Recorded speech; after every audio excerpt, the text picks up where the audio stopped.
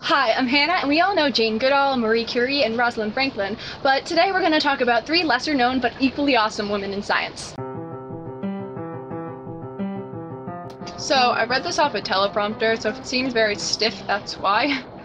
But yeah, hopefully this doesn't suck, and the audio isn't too bad. I'm filming outside, which is not usual for me.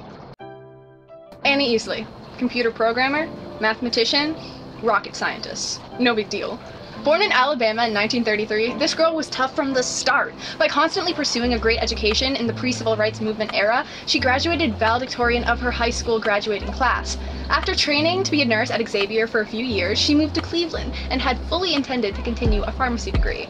When it turned out that the pharmacy program had shut down, EASLEY wasn't fazed. Nah, she just casually decided to switch to mathematics, her first step to becoming one of the first rocket scientists in the country.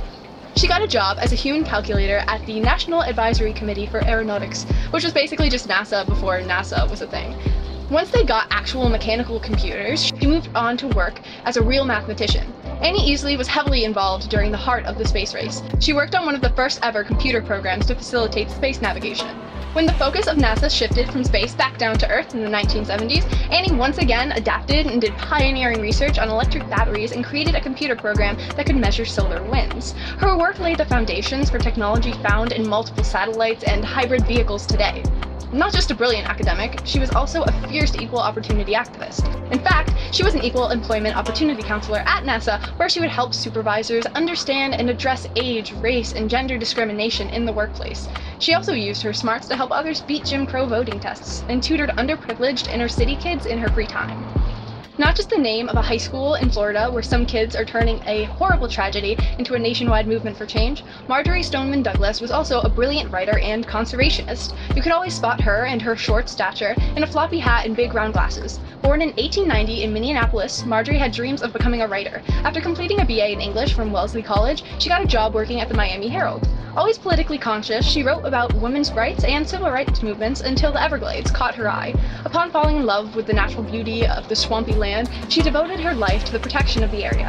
In 1947, she published the extremely influential book, The Everglades, River of Grass. Now known as a classic in conservationist literature, this book is cited as the reason popular opinion shifted in favor of the marshy lands. It is because of her relentless efforts that the Everglades National Park was born. For her conservation efforts, she was awarded the Presidential Medal of Freedom in 1993. 20 years ago, she died at the age of 108. Born in Tasmania, Australia in 1948, Elizabeth Blackburn is a very impressive molecular biologist and bioethicist. Her natural love for animals as a kid unsurprisingly led her to pursuing biology. She earned her PhD at the University of Cambridge, where she researched DNA sequences of bacteriophages for her dissertation. She soon moved to the United States to continue her research on DNA, the key to life. After a few years at Yale, she moved to California and continued her research at UCal Berkeley before moving on to UCal San Fran in 1990. In an effort to fully understand the structure and functions of chromosomes, she discovered a special pattern at the ends of chromosomes. She identified telomeres. Now, her research is particularly interesting to me as I've done a lot of research into telomeres and their connection to senescence. I actually have a video that I posted about a year ago on my channel about telomeres, but honestly the video and audio quality is like the worst and it's definitely not worth watching.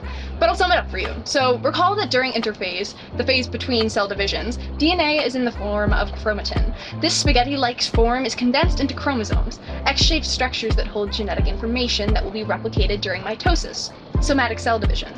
Telomeres are extra base pairs attached to the tips of chromosomes. These extra base pairs do not code for a gene. Instead, they are non-coding repeats of DNA whose primary purpose is to protect genetic data from mutations or other errors. A telomere is to a chromosome as an aglet is to a shoelace.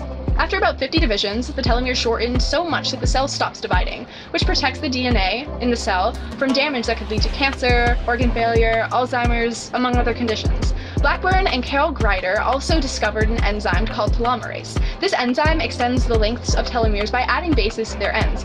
In young cells, telomerase protects the telomeres from too much wear and tear. However, as cells divide repeatedly, telomerase levels run scarce, and subsequently telomeres grow shorter and the cells age and become susceptible to things like cancer. Her research has shown how stress levels within the body can directly affect length of telomeres. For her discovery of telomeres and telomerase, Blackburn was awarded the Nobel Prize in Physiology or Medicine in 2009. It's crazy how much her research aligns with my interests. I wrote a 26-page research paper on the exact topic as her research, and I never even mentioned her name once. I don't know how that's possible, but that's like totally not okay. She's a really cool person, and after reading up on her, she's definitely become one of my favorite scientists. This video totally isn't sponsored at all, but all of the women in science today that I listed come from this book that my friend Gabby got me a few years ago.